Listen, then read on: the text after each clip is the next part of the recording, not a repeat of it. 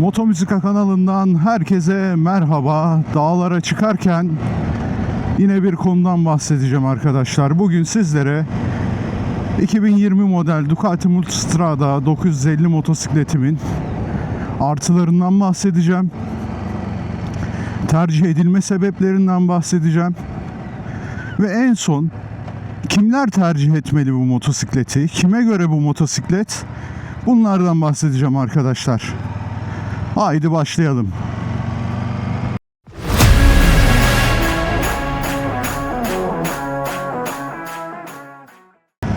Bu motosikletin tercih edilme sebeplerini 10 maddede sıraladım arkadaşlar. Birinci madde, çok yakışıklı bir motosiklet. Gerçekten bakanın bir daha dönüp baktığı, merak ettiği bir motosiklet. Her 10 kişiden 9'u %100 beğeniyor bu motosikletin tasarımını. İtalyanlar bu konuda zaten dünyada bir numara. Yiğidin hakkını yiğide vermek lazım. Çok yakışıklı, güzel bir motosiklet. Adventure makineler arasında, karma motosikletler arasında rakiplerinden bir tık önde. İkinci maddeye geçelim. Adventure makine demişken bu karma bir motor aslında. Bozuk yollarla, değişik iklim koşullarıyla baş edebilen bir motosiklet. Ön 19, arka 17 inç olmasının avantajını böyle stabilize yollarda, bozuk yollarda çok güzel yaşayabiliyorsunuz. Üçüncü madde, L-Twin bir motora sahip. L-Twin ağırlık merkezinin aşağıda olduğu, ön ve arka tekere ağırlığın rahatça dağılabildiği, Suzuki V-Strom'daki V formatı gibi dengeyi eşit dağıtan bir motor bloğu. Ağır olmasına rağmen bu dengeyi eşit dağıtmasından dolayı böyle düşük hızlarda, bozuk yollarda, toprak yollarda güzel baş ediyor arkadaşlar. Dördüncü madde, ergonomik bir tasarımı var arkadaşlar. Tuşların, gidonun kullanımı çok kolay. Geniş gidonla çok güzel manevralar, kontralara cevap veren bir gidona sahipsiniz. Çok güzel manevralar yapabiliyorsunuz. Ayrıyetten rüzgar mukavemeti çok güzel motosikletin. Camı ayarlanabiliyor. İçine girilebilen bir motosiklet. Her zaman söylüyorum bunu videolarda. Artçı için de çok konforlu bir sele var arkada. 96 Nm torku olduğu için de arkada artçı var mı yok mu, üçlü çanta seti taktım mı takmadım mı gibi. Şurayı bir geçeyim arkadaşlar. İşte bozuk yol koşulları, sürpriz yollar diye buna diyorum. Geçiyor mu? Geçiyor. Burada selden dolayı toprak kayması olmuş. Biraz da tedbirli gidiyorum. Abi şunu anlatacağım. Rüzgar mukavemeti ve aerodinamiği o kadar güzel ki arkadaşlar motosikletin. Arkada artçının olması, üçlü çanta setinin olması motosikleti bozmuyor. Dengesini bozmuyor. Frenler Brembo arkadaşlar. Gerçekten bence en kaliteli fren sistemi. Ve bunda ayrıyetten viraj ABS'si de var. IMU var. Eğim ölçen bir sensör. Viraj içerisinde nasıl fren yapılacağını ayarlayan. Aynı zamanda DTC denen traction kontrol sistemi var. Kaymaları engelleyen. Çok güzel özellikleri var ve bunlar çok güzel çalışıyor. 6. maddede amortisörlerden bahsetmek istiyorum. Önde Kayaba'nın ters teleskopik 48 mm amortisörleri var. Müthiş bir konfor sağlıyor. Bozuk yolu hissettirmiyor. Agresif sürüşlerde, asfaltta, performans sürüşlerinde hiç kendisini bozmuyor. Arkada da Saxon monoşok amortisörü var. Bu da çok güzel çalışıyor. Bunların hepsi ayarlanabiliyor. Böyle yol içerisinde bir çukura denk geldiğinde ya da bir aksilikle karşılaştığında bu amortisörler ve lastiğin 19-17 inç olması çok rahat ettiriyor arkadaşlar. Umulmadık bir çukur, umulmadık bir taş, yolun birden bozuklaşması motosikleti etkilemiyor. Yol tutuşu gerçekten çok güzel, çok muazzam bir motosiklet. Bakın buralarda yollar çökmüş. Bayağı yağmur ve sel oldu. Evet. Burası kayalar düşmüş. Bayağı bir düşmüş kayalar. Bakın buraya da kaya düşmüş. O tarafa uzak gidiyorum onun için.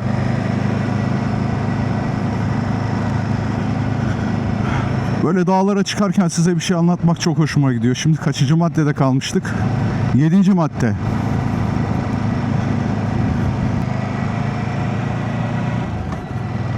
Dört farklı sürüş modu var arkadaşlar. Bu modların ayarlarını kendi içlerinde de yapabiliyorsunuz. ABS ve DTC kademeli olarak değişiyor. Bunu detaylı olarak anlatmıştım. Şimdi detaya girmeyeceğim. Urban ve Enduro modunda 75 beygir. Spor ve Tur modunda ise 113 beygiri tamamen veriyor. Bir sonraki madde, bunun ikinci el fiyatları uygun arkadaşlar emsallerine göre. Dezmo bakımından dolayı insanların çekindiği bir motosiklet olduğu için fiyatları uygun oluyor. Emsalleriyle kıyasladığınız zaman gerçekten ucuza alınabilecek çok kaliteli, daha donanımlı bir motosiklet.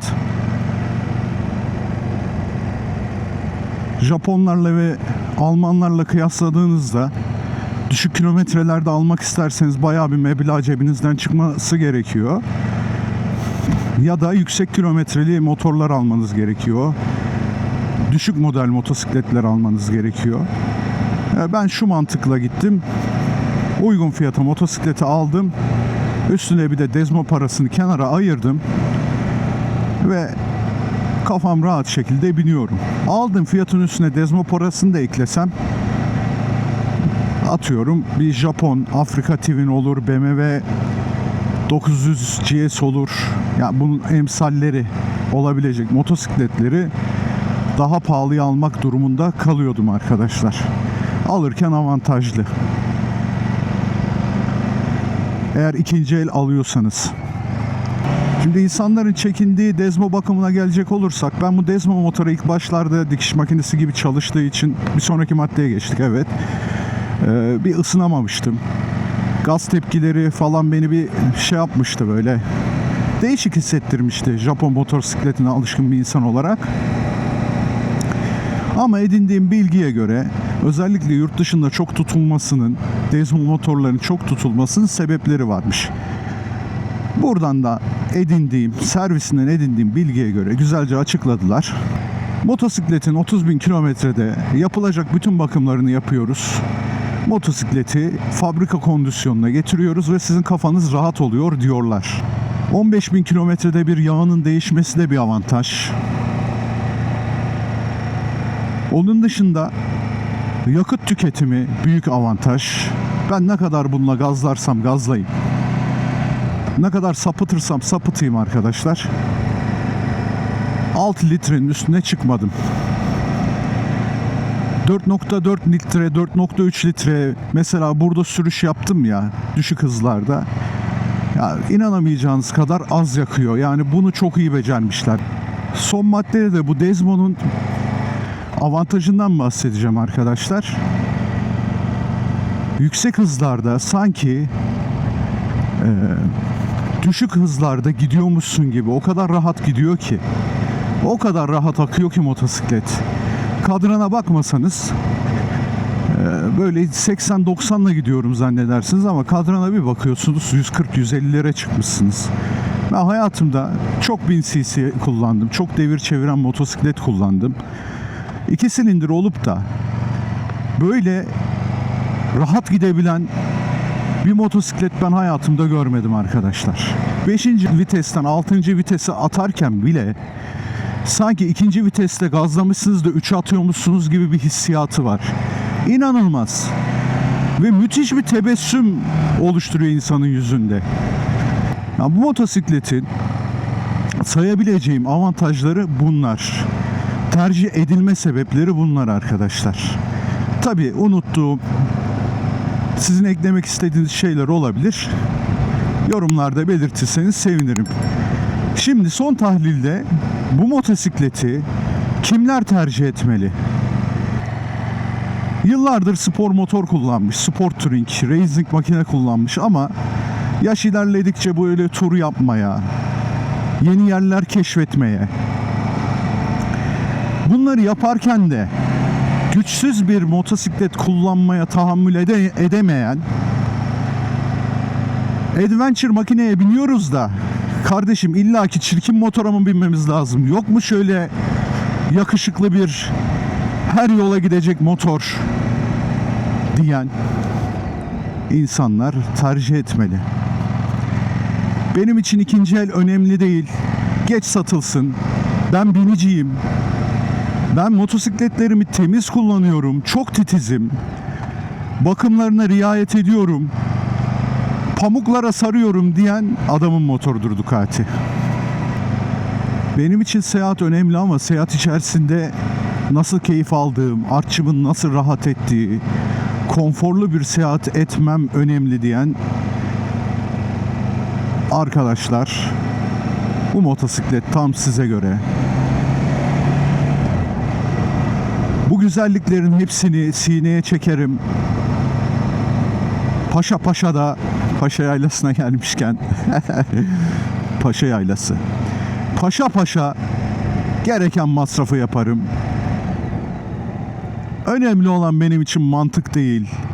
Önemli olan duygu, bana verdiği hissiyat diyen arkadaşların motorudur bu motosiklet. Umarım sizlere faydalı olmuştur bu içerik. Bu videodan sonra bir dahaki bölümde ise Ducati'yi gömeceğiz arkadaşlar. Bu motosikleti tercih etmemeniz için sebepler. Bu motosikleti kimler tercih etmemeli? Bu konulara değineceğiz. Abone olur, yorum yapar, beğenir. Bir de hype çıkmış. Hype'larsanız çok sevinirim arkadaşlar. Bu tür içeriklere devam edeceğiz. Bakın şuranın güzelliğine bakın. Burada da yol bayağı bozulmuş. Bakın bunlar hep selle birlikte gelen kayalar. Bak ne güzel stabilize yoldan gidiyorduk. Yol kötüleşti. Ama amortisörler güzel baş ediyor. Ya ben bu videoları niye kapatamıyorum? Arkadaşlar kendinize çok iyi bakın. Sağlıcakla kalın, motosikletle kalın. Görüşürüz.